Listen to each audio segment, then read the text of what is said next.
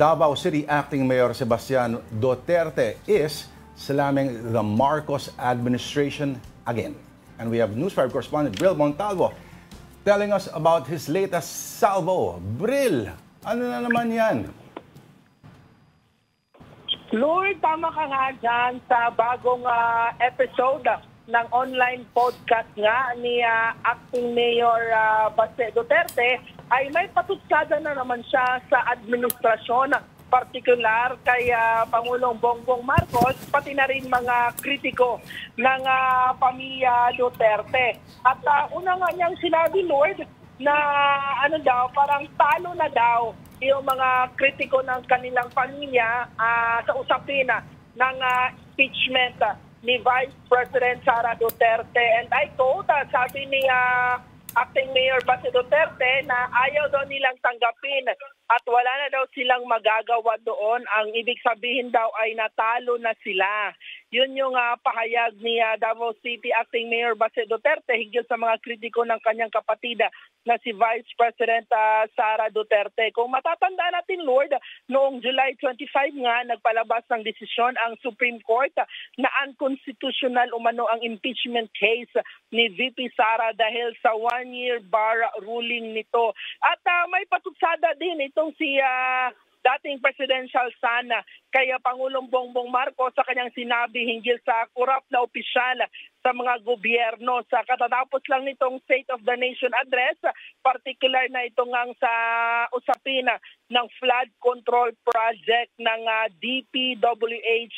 At sabi ni Acting Mayor Baste Duterte, dapat umanong may clear directive kung paano i-implement ng gobyerno yung mga pera ng bayan o itong mga budget. At sabi nga dagdag pa ni Acting Mayor Baste na para daw kinakalaban ni Pangulong Bongbong Marcos ang kanyang sarili. At buweltahan din ni Acting Mayor Baste itong hinggil sa 20 pesos na bigas na pangako noong kampanya sa 2022 presidential election ni PBBM na 20 pesos na bigas. At ang tanong niya, kung totoo ba talagang may 20 pesos na bigas? Kasi sabi ni Baste na wala umanong makikita or mabibili sa mga public market sa buong Pilipinas ng 20 pesos na bigas. At sabi ni Mayor Baste na subsidy lang umano ito ng gobyerno at hindi umano ito ang aktual na presyo itong 20 pesos na bigas na mabibili sa merkado.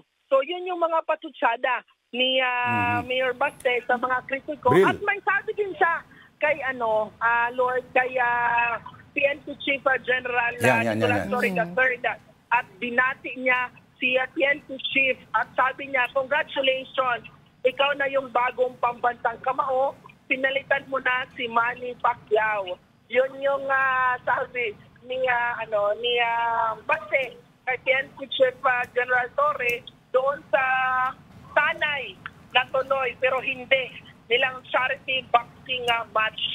Tinatanong ni Denise kung sino raw yung mga nasa gilid ng Mayor Bril.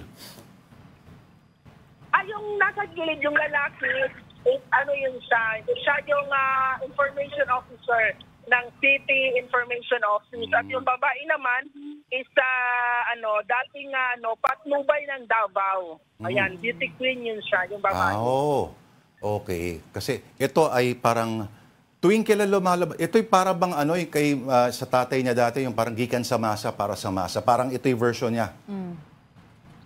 Yes, tama ka dyan, Lloyd. Noon, yung version nga ng kanyang ama na si dati Pangulong Rodrigo Duterte, itong gikan sa masa para sa masa, is na patok yun dito sa Davao kasi dyan yun na sinasabi ni Digong. Parang zona na rin noon ni Digong. Parang city level lang. Pero ngayon, parang ginaya ni Mayor Baste yung mga update, yung mga issue na kanyang sinasagot. Pero sa podcast lang, kasi noon, gikan sa masa para sa masa, nakikita yung sa TV, sa Free TV. Free TV at sa social media. Anyway, marami pa sana tayong tanong kay Bril, tungkol sa The Hague, sinong dadalaw doon. At, pero next time na lang, maraming salamat sa iyo, ang ating News 5 correspondent and in Davao, si Bril Montalvo.